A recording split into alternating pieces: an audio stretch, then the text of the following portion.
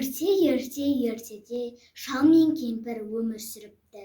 Бір күні шалы кемпіріне былай дейді: «Кемпірім, маған бауырсақ пісіріп берші» дейді.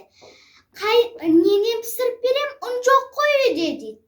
«Қамбадан ұн сілкісен, ұн шығады, содан маған бауырсақ істеп берші» дейді. Кемпірі қаптың түбін қағып, қаймаққа илеп, сап-сары тәп-тәтті бауырсақ пісіріп, оны терезенің алдына сусын деп қойып қояды. «Мен бауырсақ, қамбадан сыпырылған, қос мүйістен қырналған, қаймаққа иленіп, майға пісірілген, терезенің алдына суытылған, апамнан қаштым, атамнан қаштым» деп көңілді әнін айтып орман ішіне домалап кетіп қалады. Осы кезде орман ішінде секеңдеген қоян шыға келеді. Қоян айтады: «Бауырсақ, мен сені жеймін» дейді. Бауырсақ айтады: «Мені жемеші, мен саған көңілді әнімді айтып беремін» дейді. «Ал, айт» дейді. «Апамнан қаштым, атамнан қаштым, енді сенен де қашам» деп жүгіре жөнеледі. Қояннан қашып келе жатса, алдынан қасқыр шығады. Қасқыр айтады: «Бауырсақ, мен сені жеймін» дейді. Бауырсақ айтады: «Жоға, Қасеке, мені жемеші, мен сізге көңілді әнімді айтып беремін» дейді. «Айт» дейді.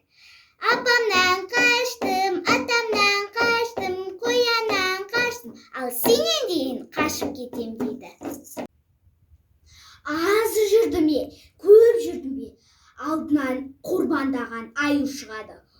«Бауырсақ, мен сені жеймін» дейді. Бауырсаққа қарап: «Жемеші мені, аю, мен сізге әнімді айтып беремін» дейді.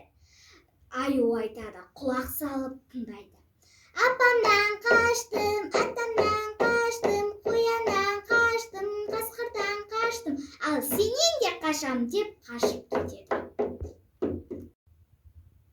«Мен бәрін алдадым» деп риза болып көңілді айтып келсе, алдынан қу түлкі шыға келеді.